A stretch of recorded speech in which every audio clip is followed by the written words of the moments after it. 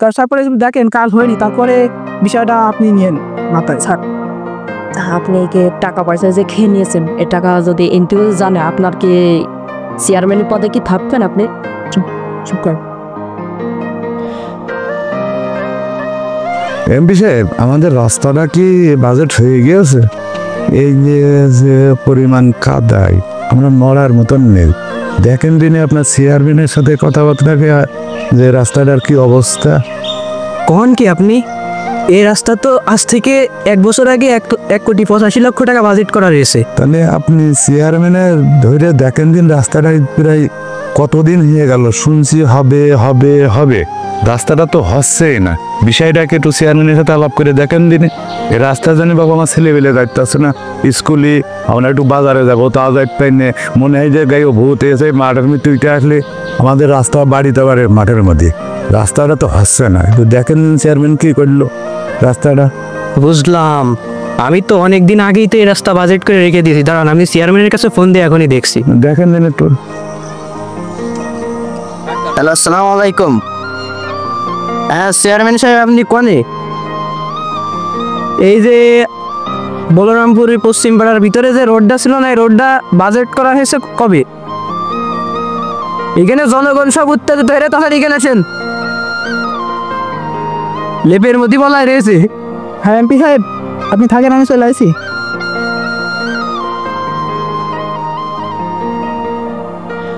কি ব্যাপার? হাতে পাইছি আগে চেয়ারম্যান সাহেব, আমার যে রাস্তাটা শুনছি এমপি সাহেব 1.5 বছর আগে নাকি বাজেট দিয়েছে। এই রাস্তাটা কি করে দিচ্ছে করে না, যে ছেলে বেলে নিয়ে আমার যে এখন নাইলে স্কুলে যাবে, বাজারে যাবে, এ যে সে খেতা ফেতাই তো কাদা পাখি শুয়ে পড়ে। বিষয়টা কি? এমপি করলে যে রাস্তা বলে বাজেট করে দিয়েছে, তা রাস্তা কি করে দিচ্ছে কাছে না নাকি কদিন? বিষয়টা কি এমপি সাথে আমি এখন কব, এই যে এমপি সাহেব আপনি কি রাস্তাটা কি বাজেট দিয়েছেন? এই রাস্তাটা আজ থেকে 1.5 বছর আগে বাজেট করা রয়েছে। তা কি চেয়ারম্যান সাহেব রাস্তাটা কি হবে না নাকি? আচ্ছা চেয়ারম্যান সাহেব, আপনার যে আমি এতগুলো টাকা দিলাম, আমার রোডঘাট তো এরকম থাকার কথা না। আমার রোডঘাট সব ক্লিয়ার হয়ে যাবে আমার এলাকায়। আমরা যে 3 জন এই যে এলাকাটা পরিদর্শন করতে এসেছি, এই এলাকার মানুষ থাকতে হলে আমাদেরকে মারা শুরু করে দিত। তা আপনি এগুলো কেন করেছেন? আর আপনার তো টাকা তো কম দিইনি, আমি যা টাকা দিছি এরকম রোড অনেক হয়ে যাওয়ার কথা। আপনি এই কাজটা কেন করলেন?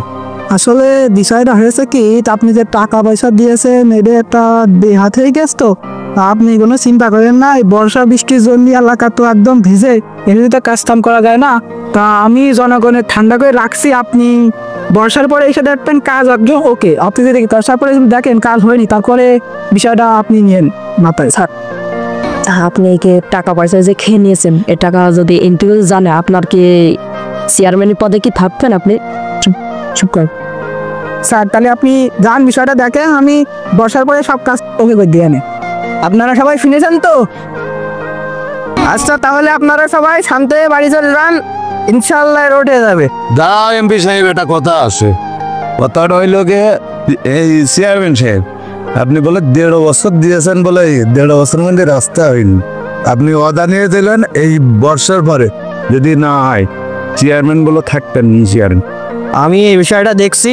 হ্যাঁ, কারণ আমার এই ছেলেবেলে যে আর্থিক ছেলেবেলে এবং স্কুলে যেতে পারে না, এরাই হবে দেশের ভবিষ্যৎ, ও তারা মাথায় রাখতেন। হ্যাঁ তাহলে খুদা হাফেজ।